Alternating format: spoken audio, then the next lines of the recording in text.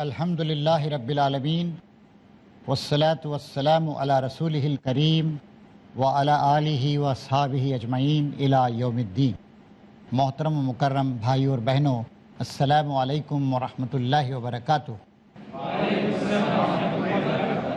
سورہ آل عمران کے آخری رکوع کی آیات کا مطالعہ آج جاری رہے گا۔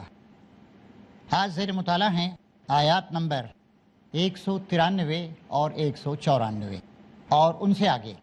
پہلے ان دو آیتوں کو ہم تلاوت کرتے ہیں۔ اعوذ باللہ من الشیطان الرجیم۔ ربنا اننا سمعنا منادیا ینادی للایمان ان آمنوا بربکم فآمنا ربنا فاغفر لنا ذنوبنا وکفر عنا سیئاتنا وتوفنا مع الابرار ربنا وآتنا ما وعدتنا علی رسلک ولا تخزنا یوم القیامہ انک لا تخلف المیعاد۔ ترجمہ سماعت فرمائیے ان دو آیتوں کا۔ مالک، ہم نے ایک پکارنے والے کو سنا جو ایمان کی طرف بلاتا تھا، سیدنا محمد صلی اللہ علیہ وسلم، اور کہتا تھا اپنے رب کو مانو، اس پر ایمان لاؤ۔ ہم نے اس کی دعوت قبول کر لی، پس اے آقا، اے ہمارے پروردگار، جو قصور ہم سے ہوئے ہیں ان سے درگزر فرما، جو برائیاں ہم میں ہیں انہیں دور کر دے، اور ہمارا خاتمہ نیک لوگوں کے ساتھ کر۔ خداوندہ، جو وعدے تو نے اپنے رسولوں کے ذریعے سے کیے ہیں ان کو ہمارے ساتھ پورا کر، اور قیامت کے دن ہمیں رسوائی میں نہ ڈال، بے شک تو اپنے وعدے کے خلاف کرنے والا نہیں ہے۔ دو پہلو ہیں ان دو آیات کے۔ ایک پہلو یہ ہے کہ نبی کریم صلی اللہ علیہ وسلم کو اللہ تعالیٰ نے ہادی برحق اور پیغمبر آخر الزماں رحمت للعالمین، وہ سارے انسانوں کے لیے بشیر و نذیر بنا کے بھیجا تھا، قیامت تک جتنے لوگ آئیں گے۔ صحابہ کرام نے لبیک کہا اس پر، اس کے بعد تابعین، تبع تابعین اور مختلف اوقات و ادوار میں صالحین دعوت پر لبیک کرتے رہے۔ یہ خوش قسمتی ہماری امت مسلمہ کے لوگوں کی جو آج دنیا کے 58 مسلم ملکوں میں اور 100 سے زیادہ غیر مسلم ملکوں میں تقریباً 2.25 ارب 175 کروڑ کی تعداد میں رہتے بستے ہیں۔ ہم بھی اسی امت مسلمہ کا ایک حصہ ہیں۔ ہم نے بھی سوچ سمجھ کر ایمان کی گواہی دی ہے۔ فرمایا جا رہا ہے کہ مالک، ہم نے ایک پکارنے والے کو سنا جو ایمان کی طرف بلاتا تھا، سیدنا محمد صلی اللہ علیہ وسلم۔ آپ کی پکار ہر وقت بلند ہو رہی ہے، قیامت تک جاری و ساری رہے گی۔ جو بھی اس پکار پر لبیک کہے گا، اپنے ایمان کو درست کرے گا، اپنے عمل کو صالح اور نیک بنا لے گا، وہ کامیاب ہوگا۔ اور جو اس پکار کو سنی انسنی کر دے گا، رد کر دے گا، ٹھکرائے گا یا اس کا حق ادا نہیں کرے گا، وہ ناکام و نامراد ہوگا۔ دنیا میں بھی مسائل کا شکار رہے گا، اس کی سماجی زندگی، اس کی معاملاتی زندگی، اس کی معاشی زندگی، اس کی سیاسی زندگی، اس کی تہذیبی زندگی، مشکلات اور مصائب کا اور مسائل کا ایک ڈھیر ہوگی، اور آخرت میں جو ہمیشہ کی زندگی ہے، اصل زندگی ہے، وہاں ناکام و نامراد ہو جائے گا۔ ہم نے اس کی دعوت قبول کر لی، یہ ہماری خوش قسمتی ہے۔ اور ضروری ہے یہ بات، صرف کسی مسلم گھر میں ہم ایسے ہی پیدا ہو گئے، خوش قسمتی کی بات، لیکن اس کو ریکنفرم کرنا ہے، سمجھ کر اس کو ماننا ہے۔ چنانچہ احادیث میں ہمارے سامنے بات آتی ہے، آدمی جب قبر میں جائے گا، حیات دنیاوی کے خاتمے کے بعد اس سے سوالات کیے جائیں گے، تیرا رب کون ہے؟ جاننے والا ہوگا تو ٹھیک جواب دے گا، ورنہ وہ کرکٹ کا سکور وغیرہ بیان کرے گا۔ پوچھا جائے گا کہ تیرا دین کیا ہے؟ وہ کسی کیپٹلزم، کسی کمیونزم، کسی فلاں پارٹی کا نام لے سکتا ہے، اگر اسلام سے اس کو تعلق نہیں ہے تو۔ پھر اس کے سامنے ایک شبیہ سی لائی جائے گی، پوچھا جائے گا یہ کون ہے؟ اگر نبی کریم صلی اللہ علیہ وسلم سے واقع کہا کہ اللہ کے رسول، میں ان پہ ایمان رکھتا ہوں، نہیں تو کوئی عمدہ سیدھا جواب دے گا، میں نہیں جانتا ہے، کہے گا کہ کچھ میں نے سنا تھا، کچھ ایسی بات کہنے کی کوشش کرے گا۔ یہ سب مراحل ہر انسان پر، ہر انڈیویجول پر آنے والے ہیں۔ ہم نے اس کی دعوت قبول کر لی، سوچ سمجھ کر، شعور کے ساتھ۔ پس ہمارے آقا، جو قصور ہم سے ہوئے ہیں ان سے درگزر فرما، اور جو برائیاں ہم میں ہیں انہیں دور کر دے، اور ہمارا خاتمہ نیک لوگوں کے ساتھ کر۔ وتوفنا مع الابرار، اچھی حالت میں۔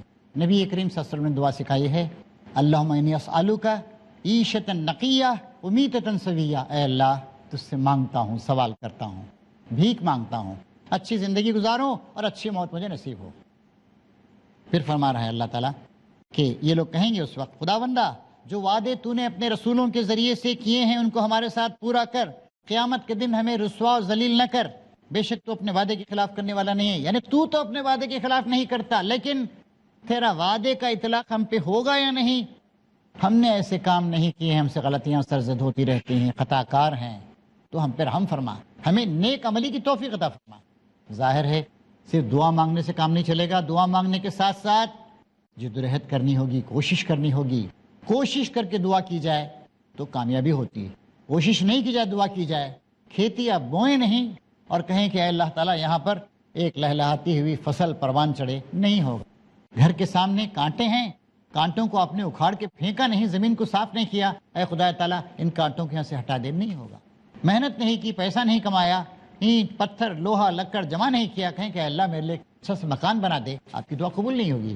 دنیا اسباب کی دنیا ہے، ایسے ہی اے اللہ میرے اخلاق و کردار کو اچھا کر دے کہنے کے ساتھ ساتھ اپنے اخلاق و کردار کو درست کرنے کی کوشش کرنی ہوگی، جدوجہد کرنی ہوگی۔ لیس للانسان الا ما سعی، انسان کے لیے وہی کچھ ہے جس کی وہ کوشش کرے، جدوجہد، کوشش، اور ساتھ ساتھ اللہ تعالیٰ سے توفیق مانگنا۔ اب اس کے بعد ہم آگے بڑھتے ہیں، جواب میں ان کے رب نے کیا فرمایا؟ فاستجاب لهم ربهم انی لا اضیع عمل عامل منکم من ذکر او انثی بعضکم من بعض فالذین هاجروا واخرجوا من دیارهم واوذوا فی سبیلی وقاتلوا وقتلوا لأکفرن عنهم سیئاتهم ولأدخلنهم جنات تجری من تحتها الانہار ثوابا من عند اللہ واللہ عنده حسن الثواب۔ یہ ہے آیت نمبر 195 کا ترجمہ سماعت فرمائیں۔ جواب میں ان کے رب نے فرمایا، میں تم میں سے کسی کا عمل ضائع کرنے والا نہیں ہوں، خواہ مرد ہو یا عورت، تم سب ایک دوسرے کے ہم جنس ہو۔ اب دیکھیے عورتوں اور عورتوں کے درمیان ڈسکریمنیشن کا بھی ذکر آتا ہے، بعد میں آیت آئے گی ہمارے سامنے سورہ نساء میں، الرجال قوامون علی النساء، مرد عورتوں کے سرپرست ہیں یا سربراہ ہیں۔ وہاں یہ نہیں بتایا گیا، پھر اللہ تعالیٰ کہتا ہے کہ ہم نے مردوں کو عورتوں پر فضیلت دی، یہ روحانی فضیلت کا ذکر نہیں ہو رہا ہے۔ دنیا کے انتظام کو سنبھالنے کے لیے بات ضروری ہے کہ انسانوں میں مرد اور عورت میں تھوڑا سا فرق رکھا جائے۔ اللہ تعالیٰ کہتا ہے مردوں کے عورتوں کے سلسلے میں ویسے حقوق ہیں جیسے عورتوں کے مردوں کے سلسلے میں، البتہ مردوں کو ایک درجہ دیا گیا ہے۔ دنیا میں ایڈمنسٹریشن کے لیے، گھر کو چلانے کے لیے، دنیا کو چلانے کے لیے اللہ تعالیٰ نے مردوں کو عورتوں پر ایک درجہ دیا۔ فزیکلی بھی آپ دیکھ سکتے ہیں، چنانچہ زوالوجسٹ یا ڈاکٹر، فزسسٹ بتاتے ہیں کہ مرد عورتوں کے مقابلے میں اوپری حصے میں، نیچے حصے میں نہیں، 10% زیادہ اونچے ہوتے ہیں، اور وزن کے لحاظ سے عورتوں سے 20% زیادہ وزنی ہوتے ہیں تقریباً، اور طاقت کے لحاظ سے جسمانی طاقت تقریباً 30% عورتوں سے زیادہ ہوتے ہیں۔ تو یہ جو ہے ایک فزیکل برتری، ایسے ہی قوت میں، صلاحیت میں، سوچنے میں، ان سب میں اللہ نے مردوں کو برتری دی ہے، لیکن جہاں تک سٹیٹس اور مرتبے کا تعلق ہے، عورتیں مرد روحانی لحاظ سے برابر ہیں۔ تو اللہ تعالیٰ فرما رہا ہے، جواب میں ان کے رب نے فرمایا، میں تم میں سے کسی کا عمل ضائع کرنے والا نہیں ہوں، خواہ مرد ہو یا عورت ہو، بعضکم من بعض، تم ایک دوسرے سے ہو، مرد عورتوں سے، عورتیں مرد سے۔ بلکہ دیکھیے ہر مرد ایک عورت کے پیٹ سے پیدا ہوتا ہے، اور ہر عورت کے رحم میں جو بچہ پروان چڑھتا ہے اس کے لیے مرد کا نطفہ ضروری ہے۔ تم ایک دوسرے سے ہو، وہ کوئی اونچی مخلوق ہے، کوئی نیچی مخلوق، وہ کوئی جانور ہے، کوئی انسان، وہ روحانی مخلوق اور یہ غیر روحانی مخلوق، ایسا نہیں ہے۔ پھر اللہ تعالیٰ فرماتا ہے، لہٰذا جن لوگوں نے میری خاطر اپنے وطن چھوڑے اور جو میری راہ میں اپنے گھروں سے نکالے گئے اور ستائے گئے اور میرے لڑے اور مارے گئے، ان کے سب قصور میں معاف کر دوں گا اور انہیں ایسے باغوں میں داخل کروں گا جن کے نیچے نہریں بہتی ہوں گی، یہ ان کی جزا ہے اللہ کے ہاں، اور بہترین جزا اللہ ہی کے پاس ہے۔ پھر فرمایا کہ جو لوگ میرے راہ میں جدوجہد کریں گے، اسلام ایک جدوجہد کا نام ہے، کشمکش کا نام۔ نبی کریم صلی اللہ علیہ وسلم کی زندگی کا جائزہ لیجئے، 40 سال تک آپ اطمینان بھری، پرسکون، خاموش، شریف انسان کی زندگی گزار رہے تھے، لیکن 40 سال کی عمر میں جب نبوت کا بوجھ آپ پہ ڈالا گیا، اتر کر ہرا سے سوئے قوم آیا اور ایک نسخہ کیمیا ساتھ لایا، ایک آواز میں ساری بستی جگا دی، بلکہ ساری دنیا کو جگا دیا نبی کریم صلی اللہ علیہ وسلم نے، اور خاموشی کے، تنہائی کے، سکون کے لمحات ختم ہو گئے۔ اب دعوت تھی، تبلیغ تھی، اشاعت تھی، اصلاح تھی، تزکیہ تھا، اب غور و فکر تھا، اب اللہ تعالیٰ کے احکام کو امپلیمنٹ کرنا تھا، روزانہ کی زندگی، ڈے ٹو ڈے لائف پر اس کو چسپاں کرنا، اس کا اطلاق کرنا تھا، اس کا اپلیکیشن تھا، اور پھر جو لوگ اعتراضات کرتے تھے ان کے اعتراضات کا جواب تھا، شبہات کو رفع کرنے کا انتظام تھا، گفتگویں تھیں، آرگومنٹس تھے، بحثیں تھیں، مقابلہ تھا، کشمکش تھی، جنگیں تھیں، ایڈمنسٹریشن تھا، اور دنیا کا انتظام کیسے کیا جائے، ساری کی ساری چیزیں تھیں۔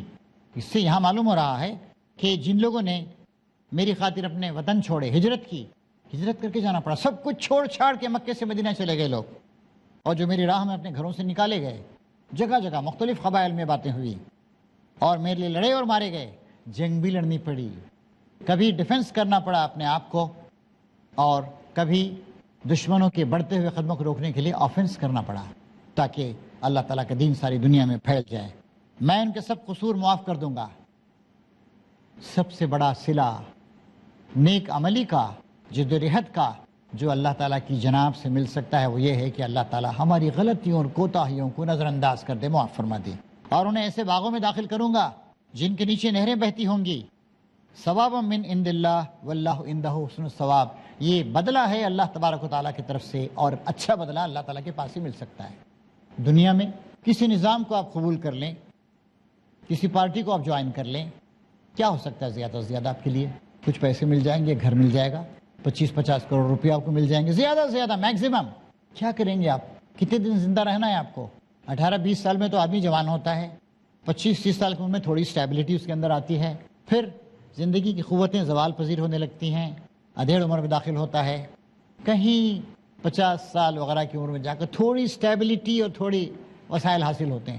یہ بہتر ہے یہ آخرت کی زندگی، وہاں اللہ تعالیٰ کی رحمت زیادہ بہتر۔ پھر فرما رہا ہے اللہ تبارک تعالیٰ، اے نبی، دنیا کے ملکوں میں خدا کے نافرمان لوگوں کی چلت پھرت تمہیں کسی دھوکے میں نہ ڈالے۔ دنیا کے لوگ بہت چلت پھرت ہے، بہت شان و شوکت ہے، بہت آوت جاوت ہے، بہت بڑے بڑے کام ہوتے ہوئے نظر آ رہے ہیں، اکیڈمیز ہیں، بحثیں ہو رہی ہیں، کھیل کھیلے جا رہے ہیں، اسٹیڈیمز بنائے جا رہے ہیں، اولمپک گیمز ہو رہے ہیں، ایشین گیمز ہو رہے ہیں، ٹورنامنٹس ہو رہے ہیں، عیش و عشرت ہے، فلمیں دکھائی جا رہی ہیں، یہ گندگی کے سیلاب آئے ہیں، بہت بڑے بڑے کارنامے انجام دے رہے ہیں۔ یہ محض چند روزہ زندگی کا تھوڑا سا لطف ہے، پھر سب جہنم میں جائیں گے جو بدترین جائے قرار ہے۔ حاضرین و ناظرین، بریک کا وقت قریب آ گیا ہے، ہمیں ایک بریک لینے کی اجازت عنایت فرمائیں۔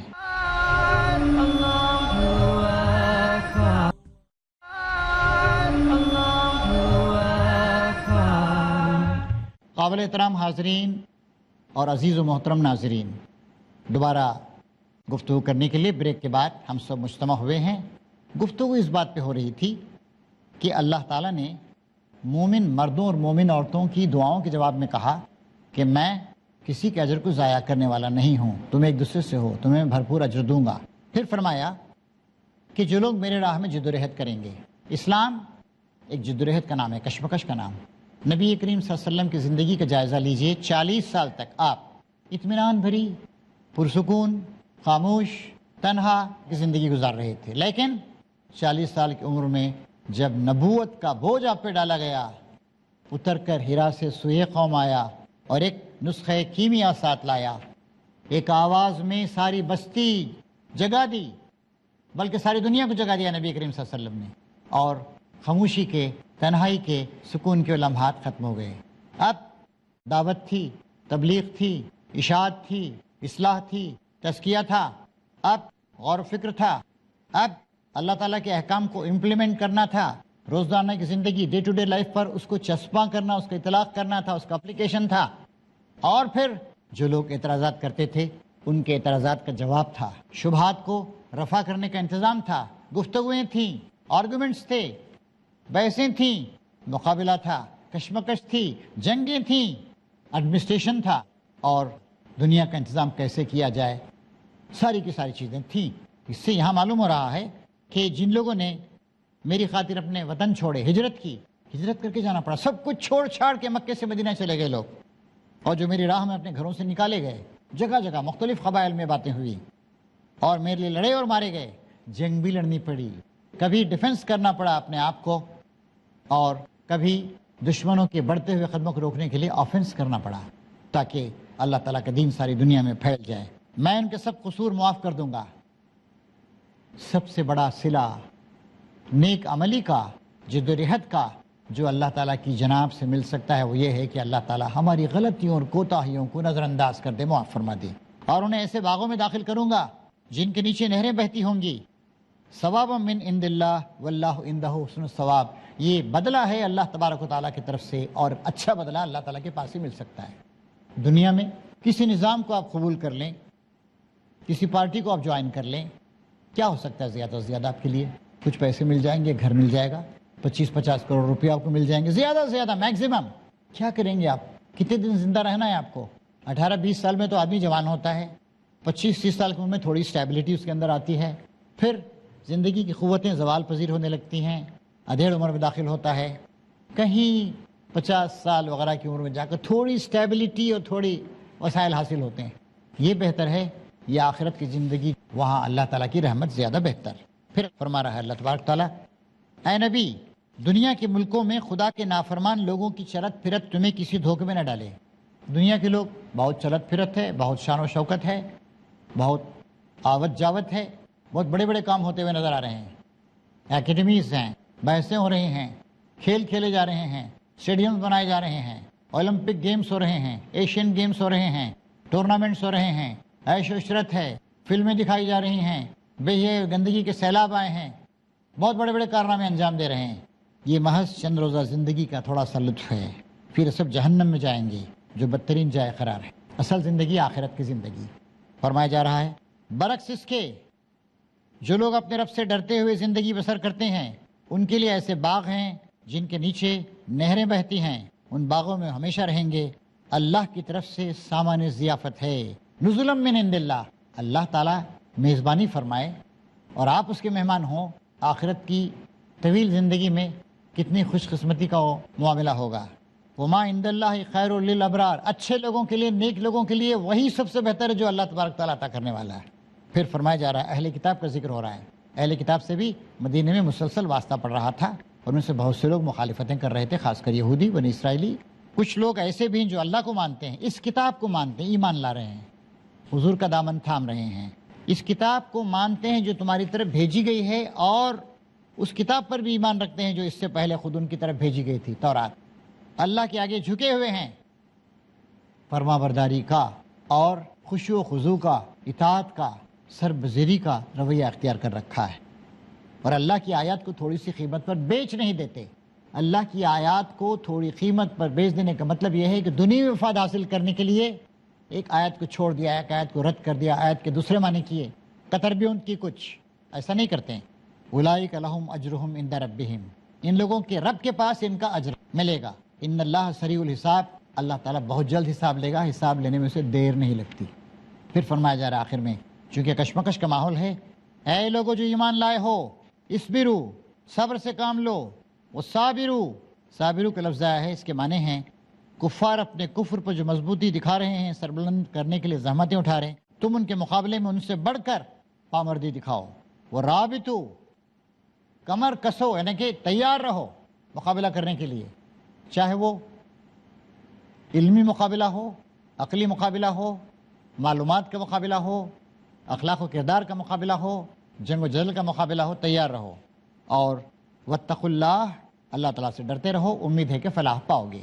اس طریقے سے یہ صورت یہاں پر ختم ہوتی ہے، اور بڑی قیمتی باتیں ہمارے سامنے ان آخری آیات میں بڑی جامع آیات ہیں اور بہت یاد دلانے والی آیات ہیں۔ قابل احترام حاضرین، 1-2 منٹ شاید باقی رہ گئے ہیں ہمارے اس ایپیسوڈ کے ختم ہونے میں، مختصر ریلیونٹ متعلق سوال فرمائیں۔ السلام علیکم شیخ، کیا ہر کام میں انسان جو کرتا ہے اس میں اللہ رب العزت کی مشیت و رضا شامل ہوتی ہے؟ ظاہر ہے اللہ تعالیٰ، ایک آدمی اگر ایک برا کام کرنا چاہتا ہے، اللہ تعالیٰ نہیں چاہے گا نہیں کر سکتا ہے وہ۔ ایسی اچھا کام آپ کرنا چاہتے ہیں تو اس میں بھی اللہ تعالیٰ کی مشیت ہوتی ہے، لیکن مشیت آپ کی مددگار ہوتی ہے، اس لیے کہ اللہ تعالیٰ چاہتا ہے کہ آپ اچھے کام کریں۔ اگلا سوال۔ السلام علیکم۔ السلام۔ جیسا آپ نے بتایا قبر کے اندر 3 سوال ہوں گے، اگر کوئی شخص یہ 3 سوال کے جواب دیتا ہے اور اس کا باقی کا معاملہ بالکل صفر ہو دنیاوی اعتبار سے، تو ایسے شخص کا کیا معاملہ ہوگا؟ جس کی زندگی گڑبڑ رہی ہو، جس کو دلچسپی اور چیزوں سے رہی ہو، اس سوالات کا جواب ہی نہیں دے پائے گا وہ۔ 1000 بار اس سوال کے جواب آپ رٹ لیجئے، جی ایسا تو نہیں ہوگا۔ اس کی زندگی اس کے جو پیچھے کھڑی ہے وہ اس کو سوال کا صحیح جواب دینے کی صلاحیت دے گی۔ ظاہر ہے پوری کی پوری زندگی دی جائے گی۔ یہ تو پہلا مرحلہ ہے قبر میں جو پیش آتا ہے، اور وہ اس سے ایک اشارہ ملے گا کہ یہ جنت کو جانے والا ہے، جہنم کو جانے والا ہے۔ حاضرین اور ناظرین، اللہ تعالیٰ کا شکر ہے کہ ان آیات کے مطالعے کے بعد ہمارا سورہ آل عمران کا مطالعہ آج مکمل ہو رہا ہے۔ وہ صورت جو مدینہ منورہ میں نازل ہوئی تھی، وہ صورت جس میں کہ اسلام کے بہت سارے تفصیلی احکام آئے ہیں، وہ صورت جس میں عیسیٰ علیہ السلام کے بارے میں عیسائیوں کے غلط افکار کی تردید کی گئی ہے اور حقیقت بتائی گئی ہے، اور وہ صورت جس میں کہ جنگ احد پر تبصرہ ہے جو تقریباً 7 رکوعوں تک پھیلا ہوا ہے، تقریباً 70-80 آیات تک پھیلا ہوا ہے وہ، کہ جنگ احد کیسے ہوئی، کیا ہوا، کیا حالت تھی، کیا غلطیاں ہوئی، غلطیوں پر اللہ تعالیٰ نے کس طریقے سے گرفت فرمائی اور کس طریقے سے پھر بھی معاف فرما دیا، اور پھر نبی کریم صلی اللہ علیہ وسلم جو رہنما تھے اس ساری جدوجہد کے، ان کو بتایا گیا کہ فاعف عنہم واغفر لہم، ان کے ساتھ نرمی اختیار کیجیے، اور واستغفر لہم، ان کے لیے استغفار کیجیے، دعا کیجیے، وشاورہم فی الامر، اور انہیں شریک مشورہ رکھیے، رد مت کیجیے، ہٹائیے مت، یہ ساری کی ساری باتیں اس میں بتائی گئی۔ اور آخر میں جو آخری رکوع پچھلے 2 دن سے ہم نے پڑھا ہے اس میں یہ باتیں آئیں کہ کائنات پہ غور و فکر کرو، اللہ تعالیٰ کی تسبیح و تحمید بیان کرتے رہو، اور اس کے ذریعے سے اپنی زندگی کی تعمیر کرو، اپنے کردار کو درست کرو، اور اللہ تعالیٰ کے بندے بن جاؤ۔ اللہ تعالیٰ تمہیں اپنی مدد سے وہاں پر نوازے گا۔ ہم سب کی مخلصانہ دعا ہے کہ بار الہ تیری راہ پہ چلتے رہنے کی توفیق عطا فرما، تیری کتاب کا مطالعہ کرنے اور تیری آیات پر غور کرنے کی توفیق عطا فرما، اور جہنم کے عذاب سے بچا لے۔ وآخر دعوانا ان الحمد للہ رب العالمین۔